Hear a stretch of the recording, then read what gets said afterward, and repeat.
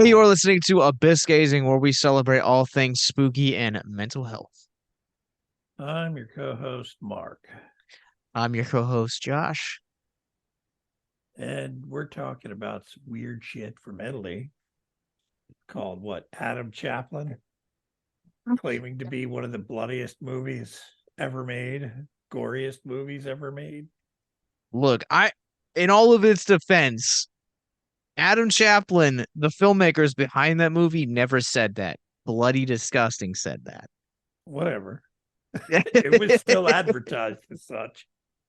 Did you know? I didn't realize that movie is as old as it is. I I did not either. So this movie's from 2011. I really thought that this movie had been made probably within like the last maybe like 4 or 5 years and had just kind of gotten lost and they're like, oh, we're trying to revamp it. No, it's over 10 years.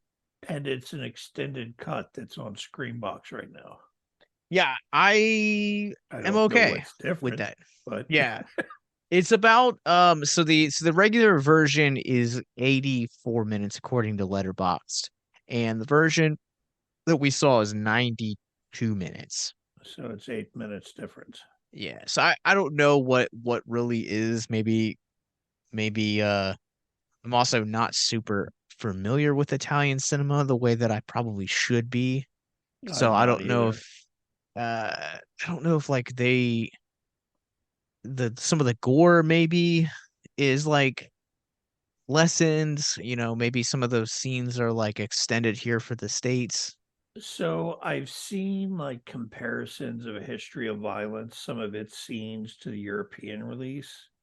And the European ones I think were much more graphic, which doesn't make sense, Interesting. but whatever. So I'm wondering if that's it. Something to do with that. Yeah. Man, I don't know, maybe. I mean, I think this is probably like maybe the third or fourth Italian film I've seen.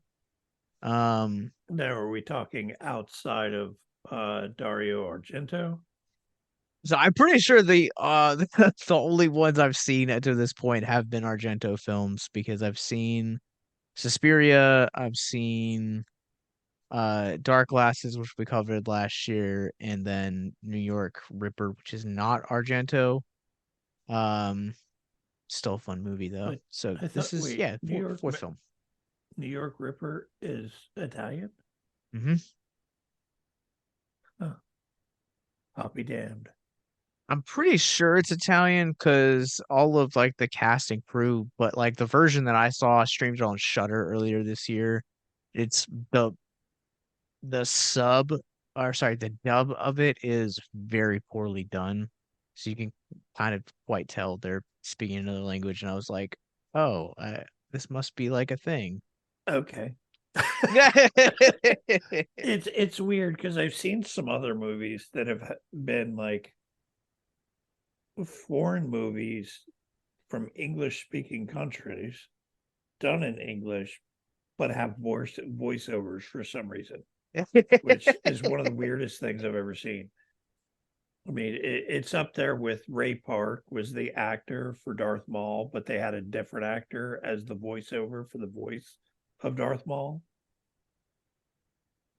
So, Yeah, the yeah, so yeah. So it originally is Italian. Um okay. New York Ripper is done by Felucci. Am I saying that right? Lucio Fulci. Fulci, Fulci. Fitch. Oh my God. Dude, I don't speak Italian. And you don't have to. He's like known for his blood and gore. Well, this He was a did. He's very got a. fun time. It's like he's known for his traditional effects in blood and gore. Yeah, I'm excited to talk about effects here with Adam Chaplin, but just a brief synopsis because if most of you listening right now are like Mark and I probably have never heard of this movie. Basically, it is the story of a guy that comes, I guess, like makes a deal with a demon or like gets possessed. It's never really I don't know. How did you take that their relationship is a partnership? Is it a possession? I think he makes a deal to get vengeance for his wife who was murdered.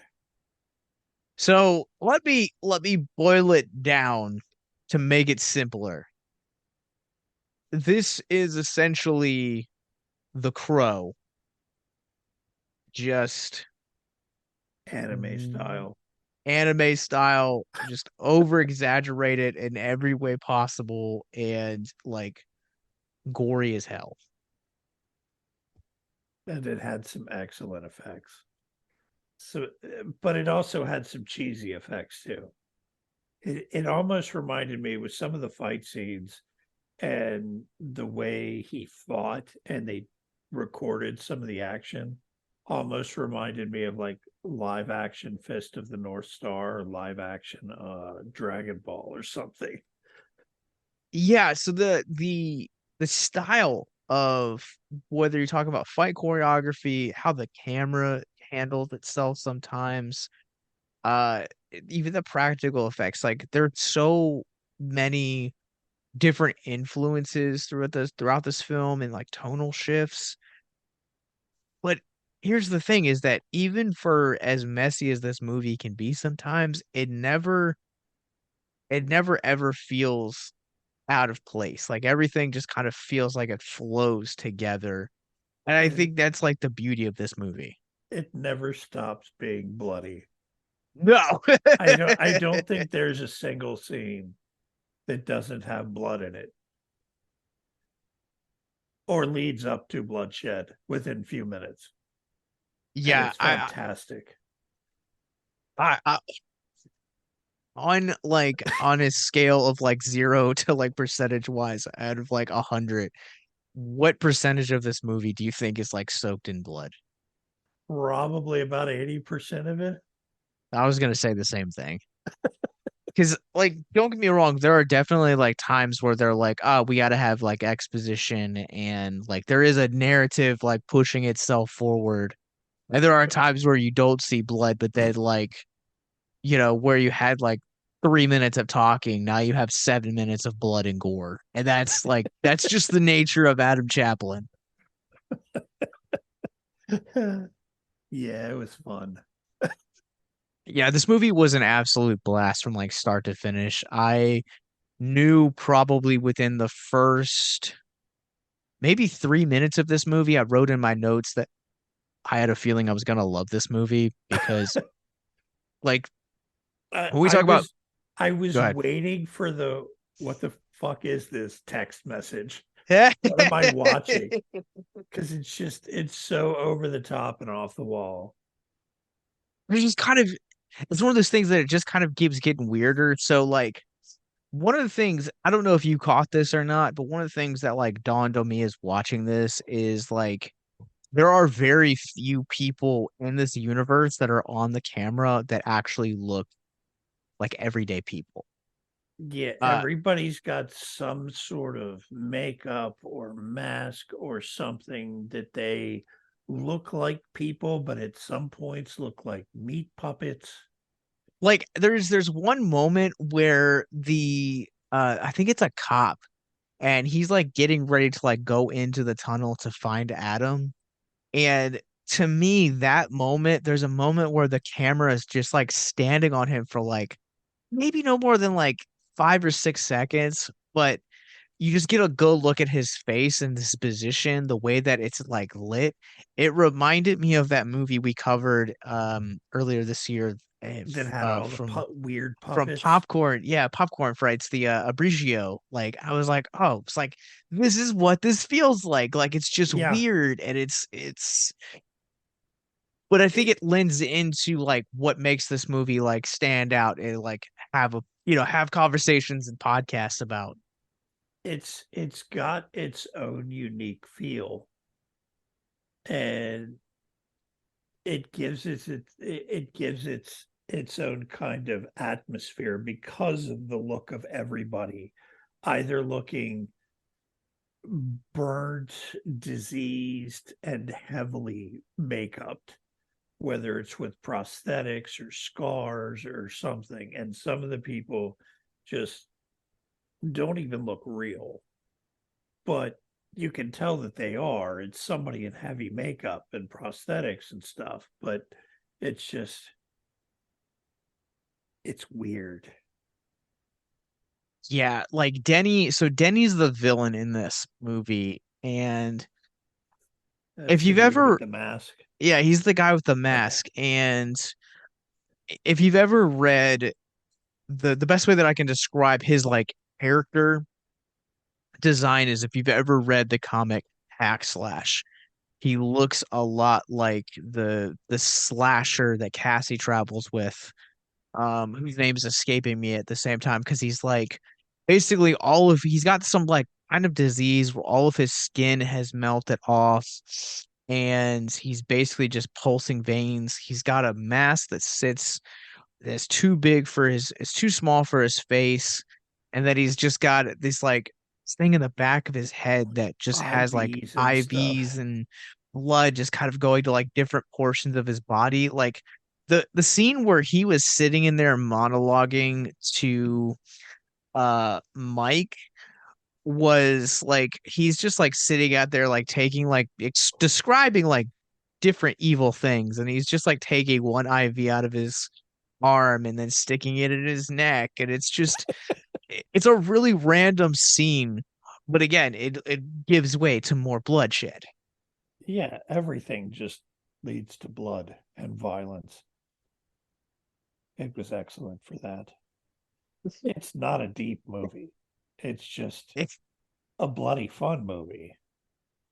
yeah, well we were talking about like the mental health. I think I was like, well you could there's a really quick and blink and you miss it scene where um Adam is kind of having this like realization of like where his vengeance path is led, and I was like, ah, you could make the argument in terms of like, you know, like that there's a such thing as like healthy coping and unhealthy coping, and Well, this you could also go with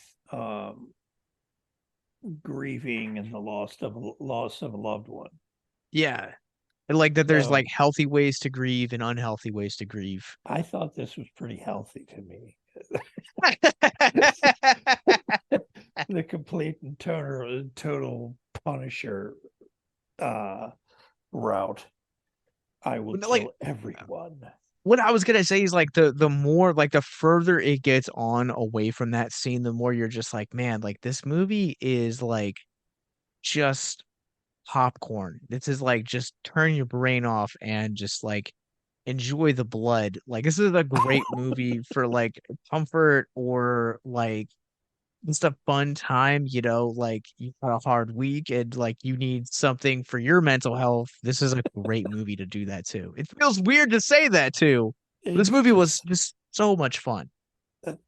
and some of the hits and the way they do things, it's just so exaggerated and over the top, but excellent at the same time. And the only time you see things like that is usually in like anime, really, and some of the more gory and violent anime. I I'm really glad you brought that up because that was actually one of the next things I wanted to talk about is so Adam's got this habit of like when he's like beating somebody up, he like starts off slow and then like the camera will like position it to where it's like it's facing up from the ground up at Adam, and he's just kind of going like a mile a Berserk. minute. Like yeah, almost like like it almost looks animated, and like to be like that just brought me back to, you know, things like, you know, Dragon Ball, Avatar, stuff like that. Yeah, like it reminded me of the fight scenes of Dragon Ball because that's how they were always animated. Whole bunches of flurries of super fast punches and kicks. Yeah, But I it's I can good. dig it. Yeah, and that's kind of the kind of the beauty of this is that this movie is just like one surprise after another because it has these moments where a lot of how the bloodshed is, it feels very campy, it feels very much like over exaggerated. Like I think there's like what it's like three or four different people that like get their they get roundhouse kicked to the head, and their heads is it's no skull, no brain. It's just literally like someone just took a Explosion. cracker and just broke it in half. Or when he punches the dude in half. Yeah, That one was pretty awesome. I think probably one of my favorite scenes is the one where the first time that you learn Adam has made the deal with the demon and he's been apprehended, and the detective's trying to get answers from him, but he's like already like beaten him into like oblivion to where like the back of his like skull's given out. He's basically like his face is the equivalent of like a pancake. Well, that And guy also worked for Danny or whatever his name was. Danny, Yeah. Denny. Yeah, that was pretty awesome. And he's still trying to talk, but he's just like I don't know. I was pretty partial to the him turning Danny's son into War Flag. Inspiration from Vlad the Impaler. Yeah. He just rams the rod up into him and then picks it up and holds it like a war flag. Yeah. That was a really good moment. Um And I then think he smacks people with it. That made it even better.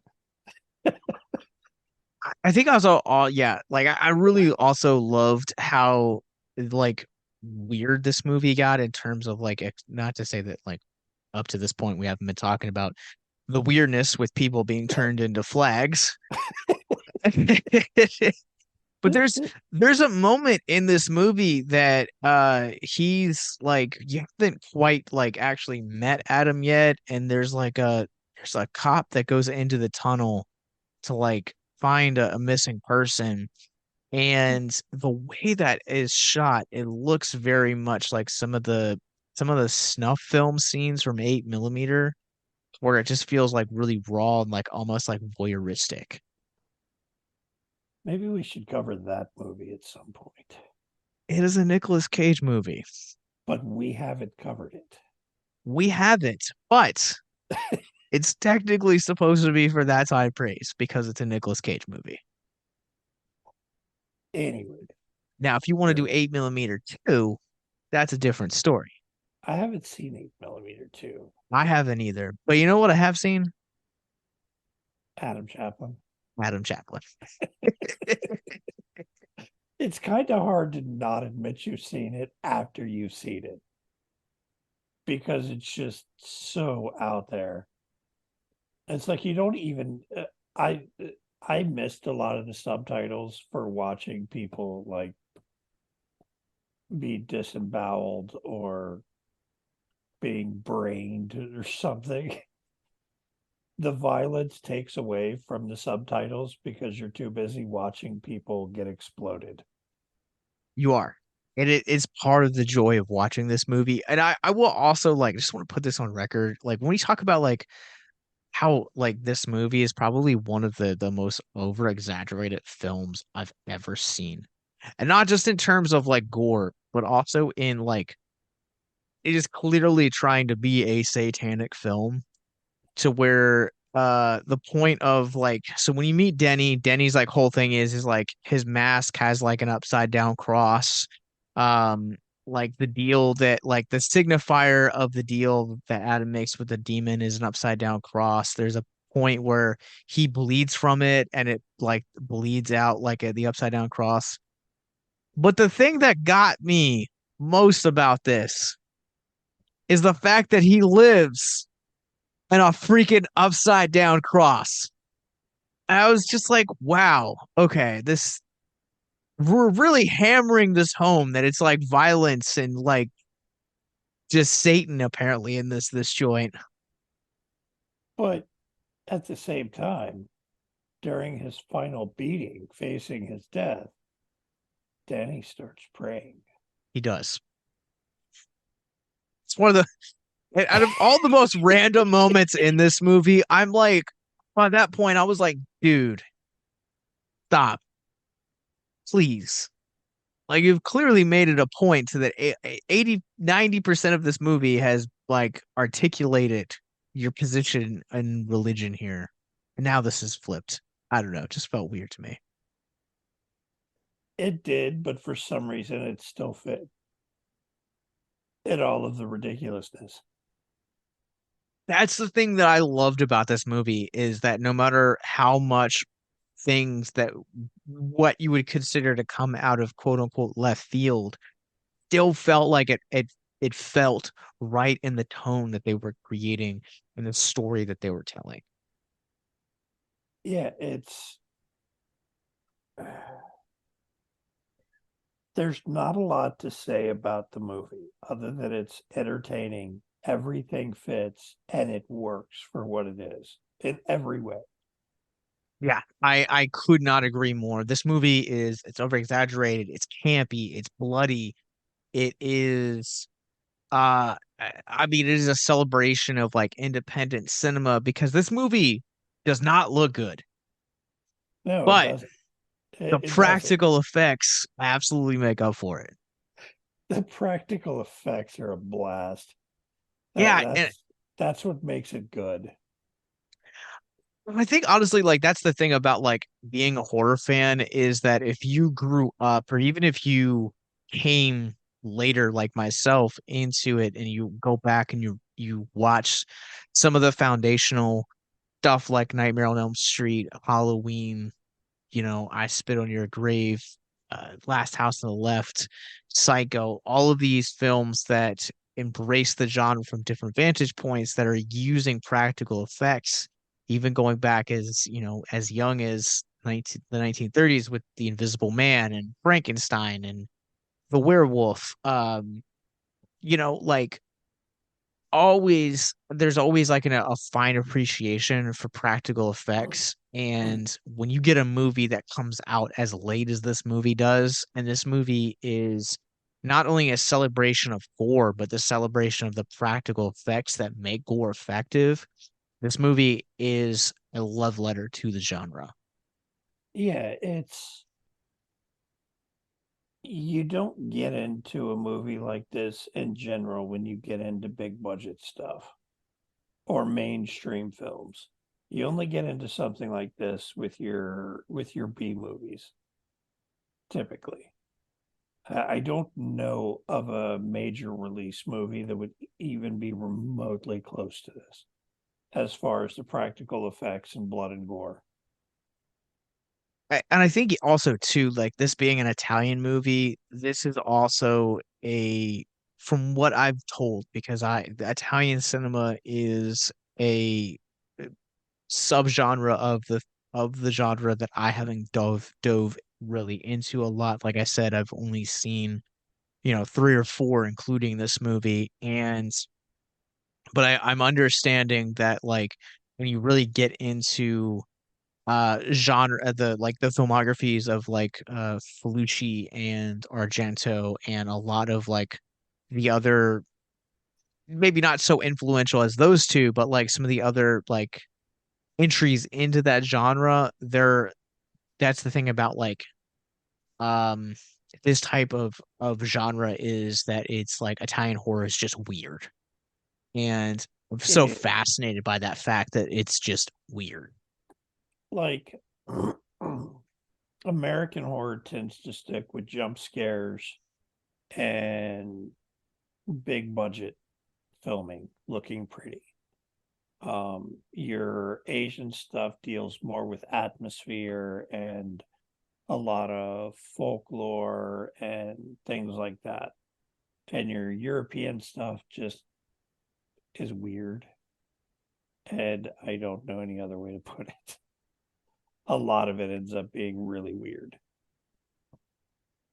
Honestly, like I think it's refreshing. I think that like I personally as a film viewer, I love watching a lot of the weirder stuffs because, not to say that America, makes bad horror, but like by this point, like there's It's cookie nothing. cutter horror.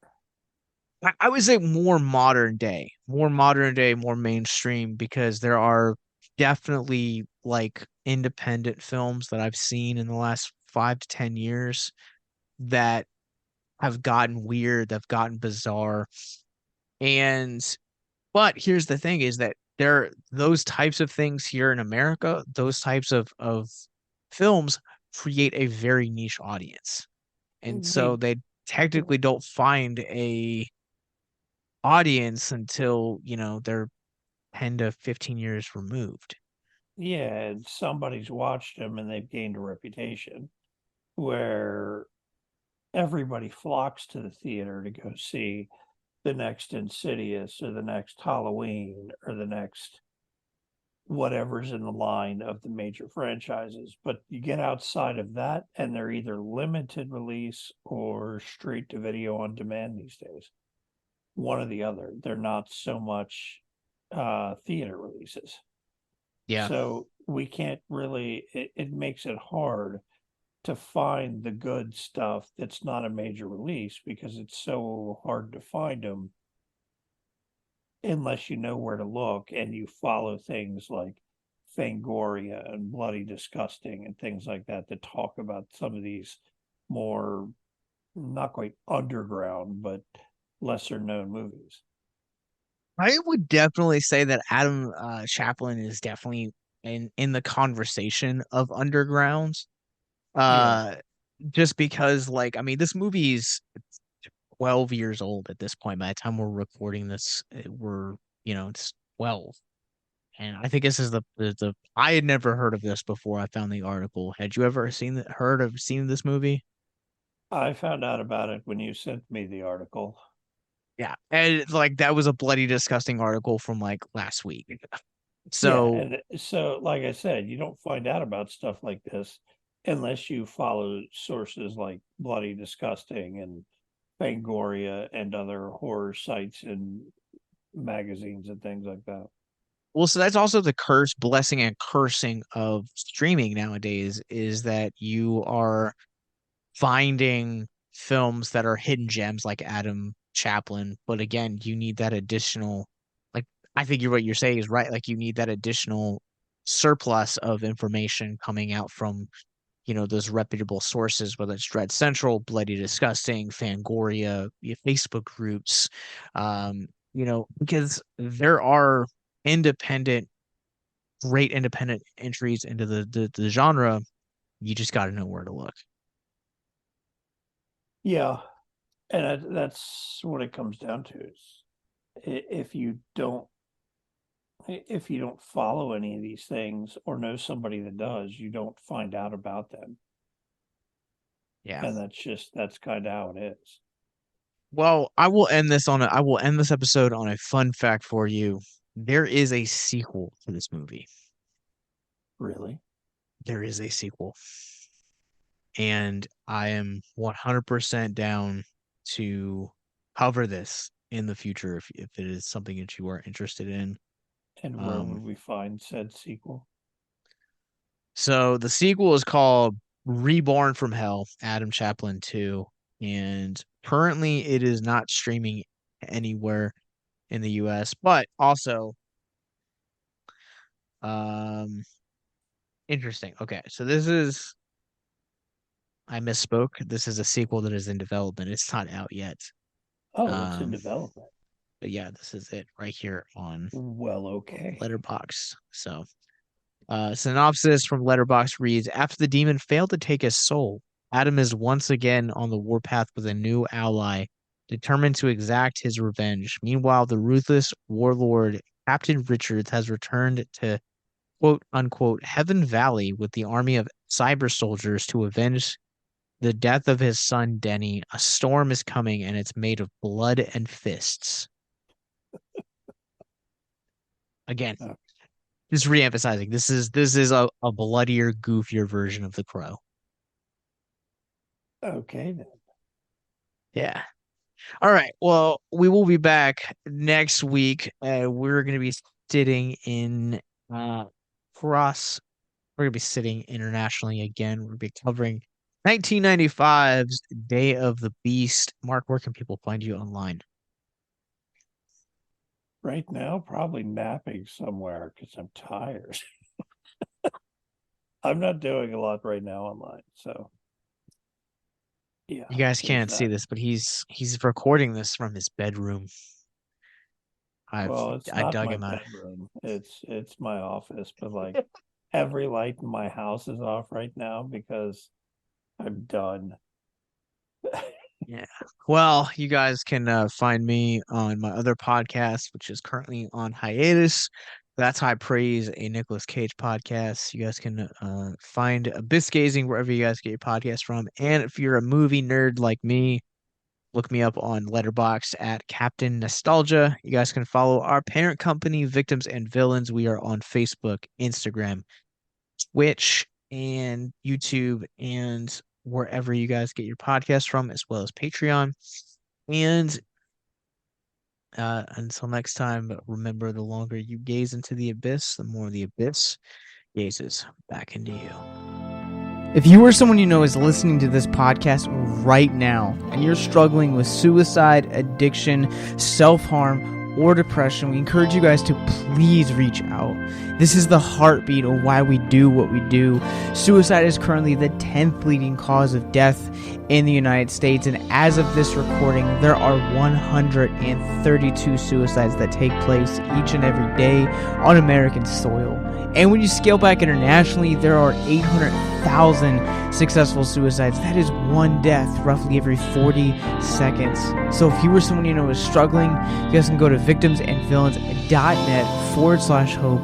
That resource is going to be right in the description wherever you guys are currently listening or streaming this. There you'll find resources that include the National Suicide Lifeline, which is 1-800-273-8255. You can also text HELP to 741-741. We also have a plethora of other resources, including churches, getting connected with counselors, LGBT resources like the Trevor Project, and also veteran hotline as well. Please, if you hear nothing else in the show, understand that you listening to this right now, have value and worth. We get it. Suicide, depression, mental health, these are hard topics, and the stigma around them doesn't make it any easier. But please consider the resources right in the descriptions below wherever you guys are listening, because once again, you have value and you have worth. So please stay with us.